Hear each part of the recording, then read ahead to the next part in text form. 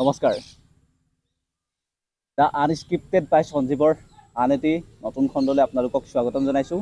আজি আমাৰ মাজত এনেকুৱা এজন ব্যক্তি উপস্থিত আছে, যিজন ব্যক্তি আচলতে অসমৰ জনপ্ৰিয় ব্যক্তি নহয়, কিন্তু জনপ্ৰিয় নোহোৱাৰ ব্যক্তিজনৰ কণ্ঠত আপোনালোকে যদিহে এটি গীত শুনে, তেতিয়াহ'লে কিন্তু আপোনালোকৰ মন প্ৰাণ ভৰি পৰিব।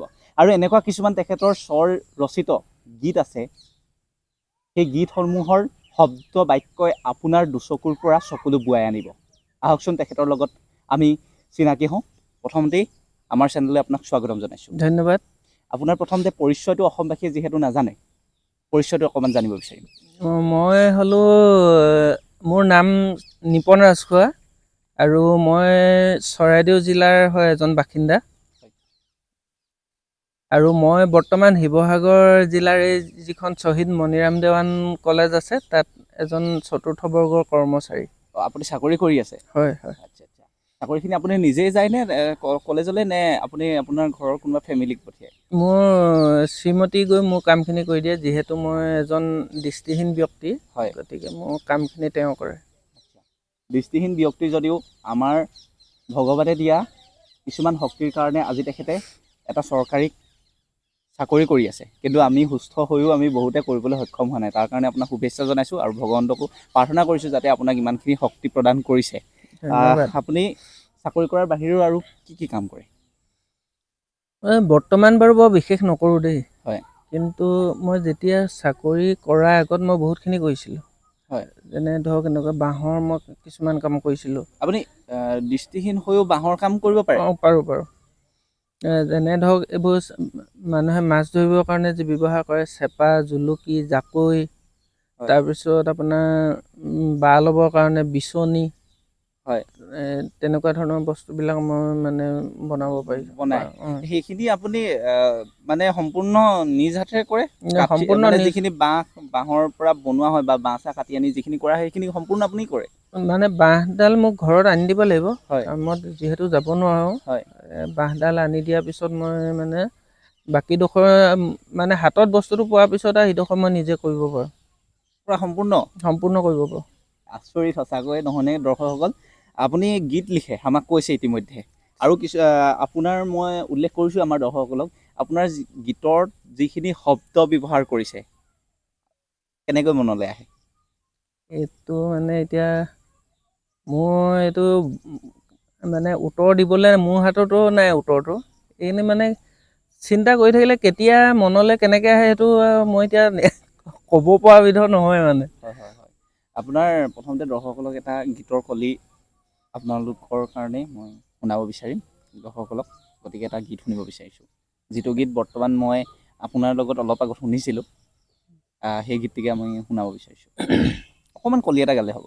মানে কি, মই এইবোৰ গীত লিখিছোঁ বুলি নহয়, প্ৰকৃততে মই এইবোৰ চেষ্টাহে কৰিছোঁ দেই, নিজৰ মনৰ ভাৱখিনি প্ৰকাশ কৰিবৰ কাৰণে এটা মাধ্যম, এটা গীতৰ মাধ্যমে মই প্ৰকাশ কৰিবলৈ চেষ্টা কৰোঁ। কিন্তু এইখিনি কিমান সফল হৈছে, কিমান বিফল হৈছে, মই তাৰ উত্তৰটো মই আজিলৈকে পোৱা নাই। কিন্তু হ'লেও মই চেষ্টা কৰিছোঁ, যি কৰিছোঁ। হয়, এটা কলি এটা গান, এইটো মই মানে আজি এই ৩-৪ দিনমানৰ আগত মই গানটো মানে লিখিছোঁ। আৰু সুৰটো মানে যিহেতু মই গানৰ লগত বৰ বিশেষ জড়িত মানুহ নহয়, হ'লেও মানে কি নতুনকৈ নিজে সুৰ সৃষ্টি কৰিবলৈ অকণমান অপাৰগ হয় মই। গতিকে সেই আনৰ মানে গীতৰ সুৰত এইটো টাচ হৈ যাব পাৰে। তাৰ কাৰণে যিজনৰ গীতৰ মানে এইটো সুৰটো টাচ হ'ব, তেওঁ যাতে বেয়া নাপায়, এইটো কাৰণে মই তেওঁৰ ওচৰত ক্ষমা প্ৰাৰ্থনা বিচাৰিছোঁ। আপুনি একো নহয়, তেওঁলোকে বেয়া নাপায়, কাৰণ আমাৰ অসমত যিসকল গায়ক বা যিসকল ব্যক্তি আছে, বহুত বেছি দয়ালু। হয়তো এই ভিডিঅ'টোৰ পাছত তেওঁলোকে আপোনাক কণ্টেক্ট কৰক, সেই গীতটি তেওঁলোকে অসমৰ ৰাইজৰ কাৰণে উলিয়াই দিয়াত আপোনাক সহায় কৰক, এইখিনিয়ে কামনা কৰিছোঁ। গীতটি শুনিব বিচাৰিম। চেষ্টা কৰিছোঁ হে দেই। হয়। বাকৰুদ্ধ অশ্ৰুসিক্ত মন বিষাদেৰে ভাৰাক্ৰান্ত, মমতা ৰোগত আক্ৰান্ত, হৃদয় সাগৰৰ স্পন্দন শান্ত, মন দুমোজাৰে বিভ্ৰান্ত, জোৱাৰৰ যেন নাই আদি অন্ত, কোনে কৰিবহি আহি আখ্যান্ত আইৰ বহু পুত্ৰ হ'ল পথভ্ৰষ্ট কন্যা গ'ল সেইবাতে যি বিধ্বস্ত আই কেনেকৈ হ'ব আশ্বস্ত সন্তানৰ দেখি কৰ্ম নিকৃষ্ট আই কেনেকৈ হ'ব আশ্বস্ত। ধন্যবাদ। খুব সুন্দৰ লাগিলে। আচলতে এই শব্দখিনি সঁচাকৈ বহুত বেছি হৃদয়ত টাচ কৰি গৈছে। এই গীতটি আপুনি কিহৰ কাৰণে লিখিছিলে? এতিয়া গীতটো মানে মই এইখিনি আমাৰ অসমতে এতিয়া হওক মই হওক বা আমাৰ ওচৰ পাজৰে কিছুমান এনেকুৱা ল'ৰা ছোৱালী আছে মানে যিয়ে নিজক মানে নিজে হতাশা নিৰাশাত কিছুমানত মানে যিটো কৰিবলৈ বিচাৰে কৰিব নোৱাৰি তেওঁলোকে মানে কিছুমান মানে বিপথে গুচি গৈছেগৈ, হয় বেয়া বেয়া কামত গুচি গৈছেগৈ, কাৰোবাক মানে অপহৰণ কৰিবলৈ চেষ্টা কৰে, কোনোবাই মানে সহজভাৱে মানে ধন ঘটি মানে বিলাসী জীৱন এটা কটাবলৈ গুচি গৈছেগৈ বহুত ল'ৰা ছোৱালী। গতিকে তেওঁলোকক মই মানে এই গীতটোৱে এটা আহ্বান জনাবলৈহে বিচাৰিছোঁ যে তেওঁলোকে এই কৰ্মবিলাকৰ পৰা গুচি আহক। কাৰণ আমাৰ আই অসমী আমি সন্তান, কিন্তু আমি এইখিনি কাম নকৰি যদি আমি নিজে নিজৰ মানে বুদ্ধিৰে বা গাৰ বলেৰে আমি যিখিনি কৰিব পাৰোঁ সেইখিনি কামেৰে আমি যদি উপাৰ্জন কৰিব পাৰোঁ তেতিয়া আমাৰ মানে ডেফিনেটলি মানে বস্তুটো বুজি পাইছোঁ। ভাল হ'ব। গতিকে এই তেওঁলোকে যাতে এই কৰ্মখিনিৰ পৰা আঁতৰি গুচি আহক আৰু আই অসমীয়ে তেতিয়াহে মানে শান্তি পাব। স্বাধীন হৈও যেন পৰাধীন হৈ আছে আমাৰ অসমখন, তেনেকুৱা হৈছে তাৰমানে। হয়, বাকী এইখিনিতে এটা কথা সুধিব বিচাৰিম। আপুনি যিহেতু কৈছে যে আপুনি শাৰীৰিকভাৱে বিশেষ সক্ষম, এইখিনি হৈও কেতিয়াবা আপুনি অকণমান অসুবিধা নাপায়নে? গোটেইখিনি ভগৱানক কেতিয়াবা আপুনি কেতিয়াবা কয় নেকি যে আন মানুহবোৰ যেনেকৈ গোটেইখিনি চব চলি কৰি ফুৰিছে, মোক এনেকুৱানো কিয় দিলা? তেনেকুৱা কিবা ভগৱানক লৈ বা কেতিয়াবা আপত্তি থাকে নেকি আপোনাৰ? নাই আক্ষেপটো আছেই বাৰু, থাকিলেও মানে কি হ'ল এতিয়া তেওঁৱে হৰ্তা কৰ্তা আৰু মইতো ধৰক BA পঢ়ি থকা অৱস্থালৈকে মই দেখি আছিলোঁ। তাৰপিছত এটা মানে বিশেষ ৰোগ এটা হোৱাৰ পিছত মই নেদেখা হৈ গ'লোঁ। কিন্তু মানে কি হ'ল এতিয়া মোৰ হয় বহুত ক্ষেত্ৰত মোৰ অসুবিধা হয়। এতিয়া মোৰ মানুহগৰাকীয়ে হওক বা মোৰ ছোৱালীজনী বা মা দেউতাক মই যেনেধৰণে মই মানে তেওঁলোকৰ সেৱা শুশ্ৰূষা কৰিব লাগিছিলে সিমানখিনিৰ পৰা মই ব্যৰ্থ হ'বলগীয়া হয়। কিছুমান কাম কেতিয়াবা মানে নেদেখাৰ কাৰণে বেলেগৰ হতুৱাই কামখিনি কৰিবলগীয়া হয়, বাৰম্বাৰ আনৰ মানে সহায় ল'বলগীয়া হয়। তেতিয়া মানে বহুতখিনি নিজকে মানে বহুত মানে হেৰি লাগে আৰু। বুজি পাইছোঁ। বাৰু আপোনাক এইখিনিতে এটা প্ৰশ্ন সুধিছোঁ যে জীৱনটোক লৈ কেতিয়াবা আপুনি কি বিচাৰে? জীৱনটোত প্ৰকৃততে দুখী হ'বলগীয়া মানুহৰ একো নাই। জীৱনটোত মানুহে এটা কথাই হয়, দুখটোকো মানুহে সুখ কৰিব পাৰে। সেইটো মানে অনুভৱ কৰাৰ ওপৰত কথা। আপোনাক কোনোবাই কিবা এটা গালি দিছে, ভুলটো লাগিলে মানে আপোনাৰ গাত আছে বা আপোনাৰ গাত ভুল নাথাককে, কিন্তু প্ৰত্যেকটো ক্ষেত্ৰত বেলেগ সৰু এজনে বা ডাঙৰ এজনে আঙুলি টুৱাই দেখালে মতে তাত প্ৰকৃততে মোৰ হিচাপত দোষী নিজকহে সাজি ল'ব লাগে। নিজক সাজি লৈ পিনি তাৰ উত্তৰটো বিচাৰিলে তাৰমানে ধৰক এতিয়া ধৰক আপোনাৰ গাত দুখ আছে, কিন্তু মোক আপুনি মানে দুখী সজাইছে। কিন্তু মই যদি মই তল পৰি দিওঁ, মই যদি দুখী নহয়ও তথাপিতো মই যদি তল পৰি দিওঁ, আপুনি নিজে মানে নিজে আপুনি স্বীকাৰ কৰিবগৈলগীয়া হ'ব। আজি নহয় কালিলৈ নহয়, আপুনি বেলেগকো সেইটো বস্তু আপুনি যেতিয়া মানে সেইটো প্ৰক্ৰিয়া আপুনি অৱলম্বন কৰি পিনি বেলেগক দুখী সজাবলৈ বিচাৰিব, তেতিয়া আপোনাক সেই বস্তুটোৱে মানে ক্ৰিয়া কৰিব যে হয়। আপুনি মানে এইটো কথা কৈছে যে এদিন নহয় এদিন সেই সত্যটো ওলাই পৰিব। যিটো আমাৰ সেই সময়ৰ সত্য সদায় জয় বুলি যিটো এটা মহৎ লোকৰ বাণী আছে, সেইটোত আপুনি বিশ্বাস কৰে? সেইটো হয়। আৰু আপুনি ইতিমধ্যে ক'লে যে আপোনাৰ ৱাইফ আছে, তেওঁলোকৰ কিবা প্ৰেম সম্পৰ্ক নে? এইটো মানে প্ৰেম বুলিও ক'ব পাৰে আৰু মানে ধৰক এৰেঞ্জ মেৰেঞ্জ বুলিও ক'ব পাৰে। এইটো আপোনাৰ 2018 চনত আছিলে নেকি? জুবিনৰ এটা হেৰি এটা আহিছিলে, এটা প্ৰগ্ৰেম এটা আহিছিলে, ৰুমাল বুলি এটা অনুষ্ঠান এটা। যিটো অনুষ্ঠানত মানে অকল দিব্যাংগ ল'ৰা ছোৱালীবিলাকেহে মানে হেৰি কৰিব পাৰিছিলে তাত পাৰ্টিচিপেট কৰিব পাৰিছিলে হয় তাত মানে অডিশ্যন দিবলৈ আহিছিলোঁ ময়ো আহিছিলোঁ আৰু মোৰ মিছেছ আহিছিলে হয় সেই তাতেই চিনাকি হোৱা তাৰমানে আচ্ছা তাত মোৰ মায়ে এনেকৈ মাৰ সহায়ত মই আহিছিলোঁ হয় আৰু আমাৰ তাতো এটা এনেকুৱা মানে ফিজিকেল হেণ্ডিকেপৰ এটা হেৰি আছিলে মানে সংগঠন এটা আছিলে NGO টাইপ NGO নহয় এইটো চৰকাৰীয়ে হয় আমাৰ সেইটো ৰেজিষ্টাৰ্ড হয় হয় সেই তাতে মানে সেই লগ পাই অকণমান ফুনাফুনি হ'ল 6 দিনতে বিয়াই হ'ল আৰু ঠিকে আছে তাৰমানে কি হ'ল মোৰো অকণমান চলা মেলাত অসুবিধা হয় ককাইদেউ থাকেগৈ ডিব্ৰুগড়ত মা দেউতাও বুঢ়া বুঢ়ী হৈ আহিছে হয় তেওঁলোকেও অকণমান প্ৰেছাৰ দিলে কিয় নহয় এনেকৈ থাকিলে নহ'ব মানুহ এগৰাকী গোটাই লোৱা হয় মানে কি হ'ল বুঢ়া বুঢ়ী হ'লে ইটো মুখলে সিটোৱে চাই পিনি খাব লাগিব এনেকৈ বুলি হয় হয় মানে খুব সহজে হৈ গ'ল ককাইদেউলৈ ক'লোঁ মায়ে ক'লে যে ই এনেকুৱাকৈ ছোৱালী এজনী হেৰি হৈছে ঘৰতো সিহঁতৰ মাক দেউতাকহঁতৰ লগতো সেইকেইদিনতে কথা পাতিলে মানে হয় তাৰপিছত সেই ককাইদেউহঁতে পাতি মেলি মানে তেওঁলোকৰ আহিলে চিধা গৈ পিনি একেদিনাই লৈ অহাগৈ হ'ল ঠিকে আছে বাকী আপুনি আৰু এতিয়া কেইবাটাও গীত লিখি থৈছে মই শুনিছোঁ আগত আমাৰ দৰ্শকসকলে শুনা নাই কিন্তু এই আগৰ গীতটো এবাৰ শুনিব বিচাৰিম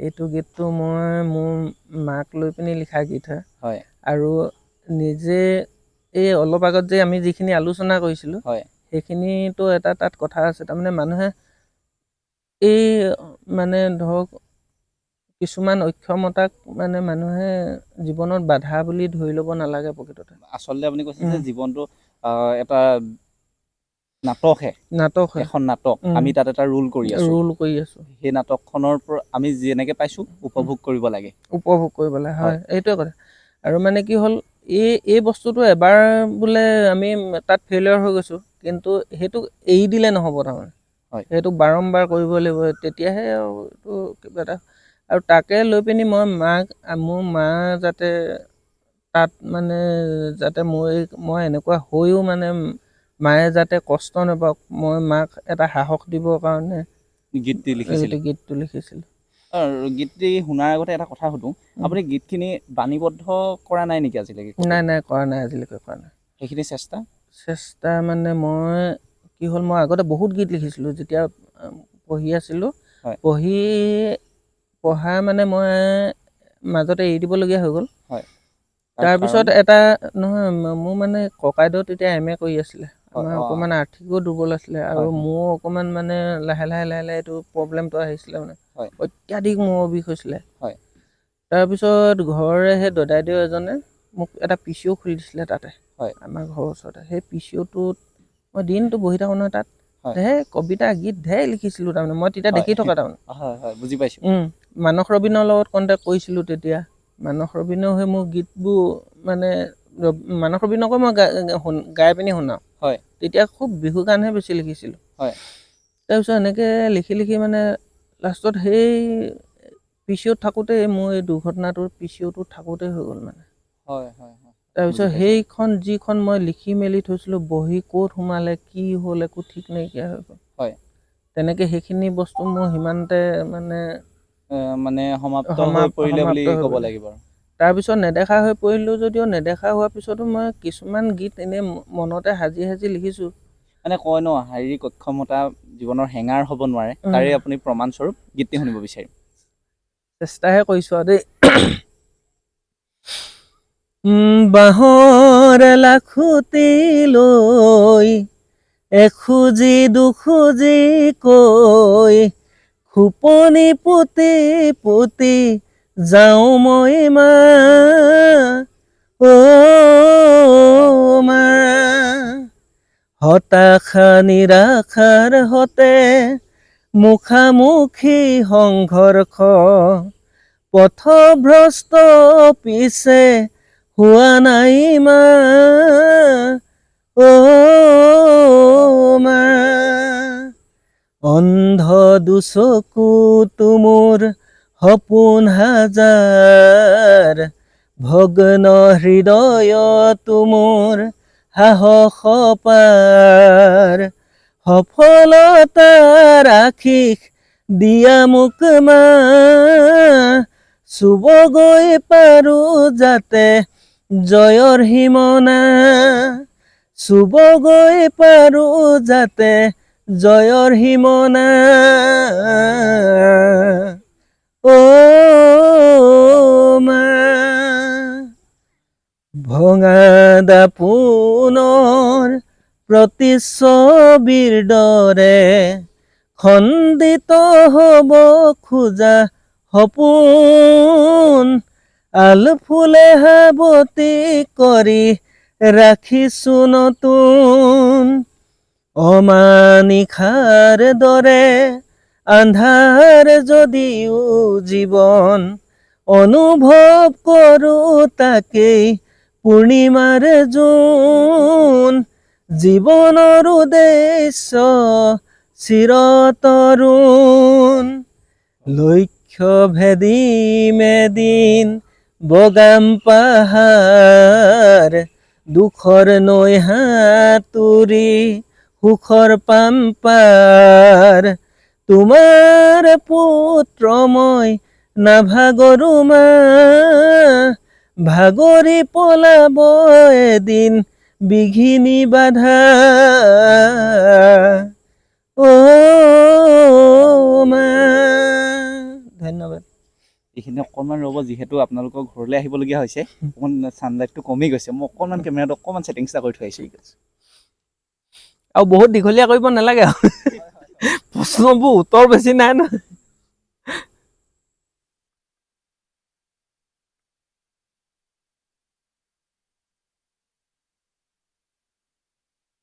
যিহেতু সেইটো আমাৰ আনস্ক্ৰিপ্টেড সেইকাৰণে সম্পূৰ্ণ আপোনালোকক দেখাই গৈছোঁ অতি সুন্দৰ লাগিলে গীতটি ক'লে আপোনাৰ জীৱনৰ ওপৰত এই গীতটি লিখা হৈছে আপুনি কিন্তু আপোনাক ভগৱানে শক্তি দিয়ক আৰু আপুনি কৈছিলে যে মানস ৰবীনকো আপোনালোকে অসমৰ জনপ্ৰিয় এগৰাকী কণ্ঠশিল্পী শুনাইছিলে তেওঁৰ প্ৰত্যুত্তৰত একো নিদিলে নেকি বা আপোনাক যোগাযোগ কৰা নাই নেকি আজিলৈকে নহয় নহয় তেতিয়া মানে কি হৈছিলে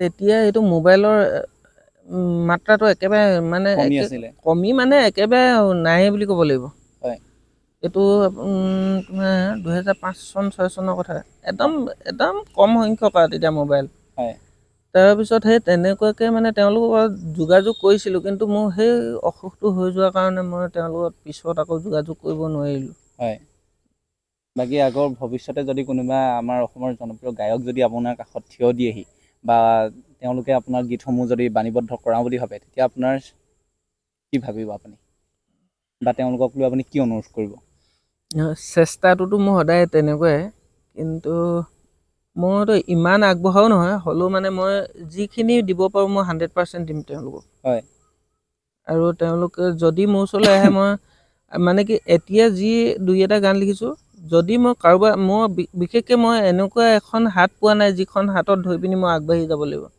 কিন্তু সেই তেনেকুৱা এখন হাত যদি পাওঁ মই ধৰি মই আগবাঢ়ি দুখোজ আগবাঢ়ি যাবলৈ তেতিয়া মই এই গীতত আৰু মানে মই নিজকে মই প্ৰাণ ঢালি দিবলৈ চেষ্টা কৰিম মানে আমাৰ অসমত এনেকুৱা ব্যক্তি আছে যিসকলে নিজেও আগবাঢ়ি গৈছে আৰু আনকো হাতে হাত ধৰি আগবঢ়াই লৈ গৈছে নিশ্চয় এজন এই ভিডিঅ'টো যেতিয়া সামাজিক মাধ্যমত আমি এৰিম তেনেকুৱা নিশ্চয় দয়ালু ব্যক্তি আমাৰ মাজত আহিব বা আপোনাক যোগাযোগ কৰিব মই ডেছক্ৰিপশ্যনত আপোনাৰ নাম্বাৰটো দি দিম লগতে এইখিনি এটা কথা কওকচোন আপোনাৰ ঘৰ যিহেতু কুসুম কৈলাশ অসমৰ জনপ্ৰিয় এজন কণ্ঠশিল্পী তেখেতৰ ঘৰৰ ওচৰতে বুলি কৈছে তেখেতক আপুনি যোগাযোগ কৰা নাই নেকি তেখেতৰ লগততো মই যোগাযোগ মোৰ প্ৰায়ে হৈয়ে থাকে কিন্তু কি হ'ল প্ৰকৃততে প্ৰত্যেকৰে কিছুমান গায়ন শৈলী বা কিছুমান হেৰি বেলেগ হয় আৰু কুসুম কৈলাশৰ যিটো গায়ন শৈলী সেইটো মই অকল সেইটো কুসুম কৈলাশৰ মাজতহে বিচাৰি পাওঁ সঁচা কথা কৈছোঁ অসমৰ বেলেগ এজন মানুহে তেওঁৰ অনুভূতিখিনি কেতিয়াও মানে এইটো আজিলৈকে মই যিটো কুসুম কৈলাশৰ বিষয়ে পাইছোঁ তেওঁ যিখিনি গান এটাত যিখিনি মানে অনুভূতি ঢালি পিনি তেওঁ গানটো ৰচে বা গায় সেইটো বস্তু বেলেগৰ ওচৰত নাই আৰু তেওঁ যিবিলাক চ'ৰ্চ হয় গান এটা লিখাৰ যিবিলাক চ'ৰ্চ এইটো বহুত পৃথক তাৰমানে তেওঁ গতিকে তেওঁৰ লগত যোগাযোগ কৰিছোঁ মই এবাৰ গান এটাও দিছিলোঁ তেওঁক কিন্তু গীতটো তেওঁ কি হ'ল কি নহ'ল মোক কিন্তু ৰিপ্লাইটো নিদিলে বাৰু হ'লেও মই চেষ্টা কৰিম কুসুম কৈলাশ মই সৰুদা বুলি মাতোঁ কুসুম কৈলাশৰ লগত মই আছোঁ। এইফালে মাধৱ ৰঞ্জন গগৈ মোৰ ককাইদেউ সম্বন্ধীয়াই হয়। হয় তেওঁলোক দুইজনৰ লগত মই চেষ্টা কৰিম মানে এতিয়া মোৰ যিহেতু আগৰ যিখিনি হেৰি নাইকিয়া হৈ গ'ল আৰু নিজে এতিয়া লিখি মেলি থ'বলৈ দিগদাৰ হয় আৰু মোবাইলতে ৰেকৰ্ডিং কৰি মেলি যি কিবা এটি চেষ্টা কৰোঁ সেইখিনি মানে আগৰ তুলনাত মোৰ একদম মানে গতিটো লেহেমীয়া হৈ পৰিলে। হয় সেইটো কাৰণে মানে হ'লেও মই চেষ্টাটো সদায় চলাই আছোঁ আৰু তেওঁলোকক দিব পৰীয়া মোৰ কিবা এটা হ'লে মই নিশ্চয় তেওঁলোকলৈ আগবঢ়াই দিম এই বিষয়টো। হয় হয় আৰু এইখিনি বেছি দেৰি নকৰোঁ যিহেতু একেবাৰে আন্ধাৰ হৈ আহিলে। আপোনাক ধন্যবাদ জনাইছোঁ। কিছুমান আপোনাক চাগে হয়তো মনত কষ্ট দিবলগীয়া মই প্ৰশ্ন কৰিলোঁ, তাৰ কাৰণে আপোনাৰ ওচৰত মই ক্ষমা বিচাৰিছোঁ। যদি আপুনি দুখ পাইছে তেতিয়াহ'লে নিজৰে এজন ভাইটি বুলি ক্ষমা কৰি দিয়ে যেন। নাই তেনেকুৱা ধৰণৰ কোনো কথা নাই। এইটো মোৰ যেতিয়া নেকি মোৰ যিবিলাক অনুভূতিবিলাক মই যে প্ৰকাশ কৰিবলৈ আপুনি মোৰ ওচৰলৈ আহিলে মই বহুত এইটো সুখী আৰু বিশেষনো কি ক'ম মুঠতে ধন্যবাদ আৰু ধন্যবাদ। শেষত এটা প্ৰশ্ন সুধিবলৈ ইচ্ছা গৈছে। অসমৰ ৰাইজে চাই আছে, ৰাইজৰ উদ্দেশ্যে বা আপোনাৰ জনপ্ৰিয় কণ্ঠশিল্পীসকলৰ উদ্দেশ্যে আপুনি কিবা ক'ব বিচাৰিব নেকি? ক'বলৈ মানে এটাই কথা আছে, তেওঁ আজিকালি মানে অসমৰ যিটো মানে আপোনাৰ সাংস্কৃতিক দিশটো আগতকৈ বহুত উন্নত হ'ল।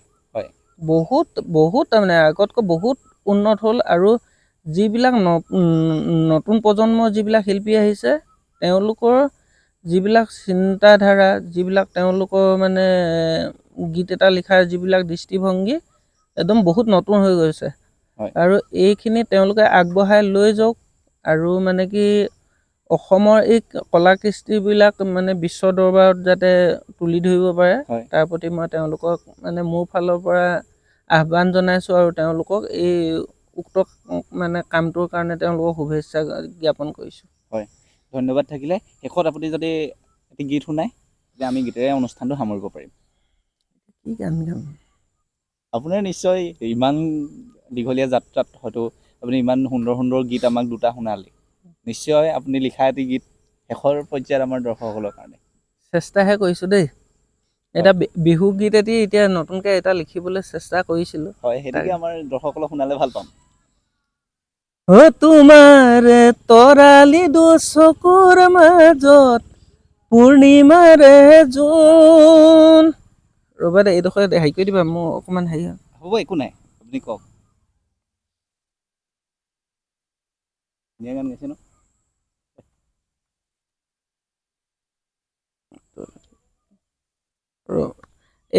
এইবোৰ কাটি দিব পৰা হ'ব নহয়?